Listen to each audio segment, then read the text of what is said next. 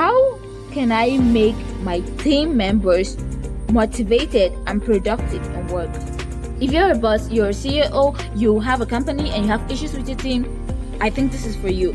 Nah, I know this is for you, because at the end of this video, you're going to see how you'll be able to work with this annoying set of team who hates you like hell. There are certain things that you are not doing, and there are certain things that you are doing wrong. Now, follow me. Then let's come to communication skill. You see, when it comes to communication, there is quite a lot that has to do with communication. First, how do you talk with your workers? See, I'm not saying that you should be all open minded and always bringing out your teeth and all of that. Listen, there is a way for you to show that you're a leader, and not communicating is not part of it.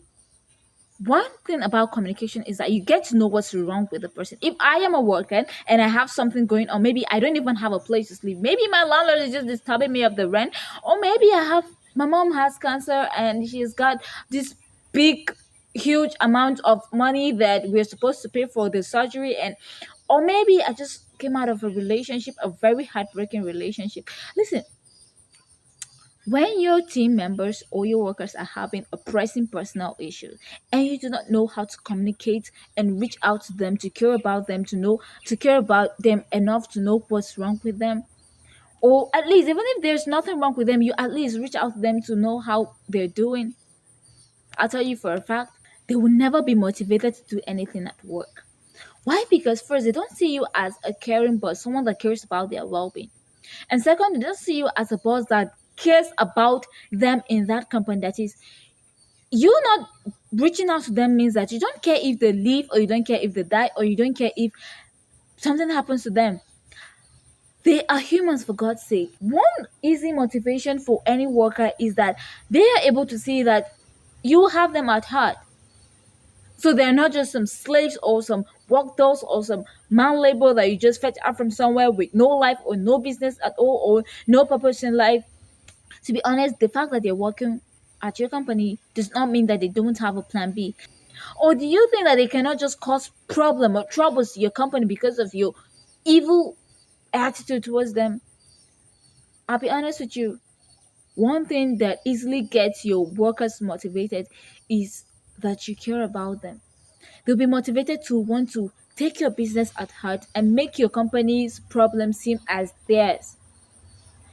If I love you as a person, I'd love to do something that will please you. I'd love to protect you to an extent.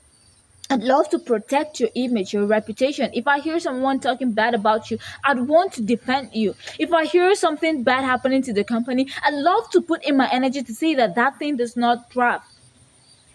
If your workers care about you, then they will do all that you want them to do. And why would they do that? Because they see that you have their best interest at heart. But if you're a boss, you don't give them the leeway to come to you with their issues, or to relate with you with their problems, or to be open-minded with you about certain things that's going on with them, or you don't give the avenue for them to come close to you and talk with you as humans to humans, right? You're human, they're human. Honestly, I don't know how much to explain this, but when it comes to communication, you have to be open-minded and you have to be conscious of the person's feelings. Now, if you want to rebuke, we do not say you do not rebuke your workers. No, rebuke is very essential. When you love someone so much, you chastise them of the wrong they do. That's for sure. But you see, situations where you wrongfully rebuke, wrongfully criticize them of their not doing the work well, and wrongfully approaching them on certain matters, or insult. Honestly, there are so many things that you can go through yourself and see for yourself if you're doing it wrong or right. There are so many things that you can actually be doing wrong, and it's affecting the emotions of your workers and also their efficiency at work.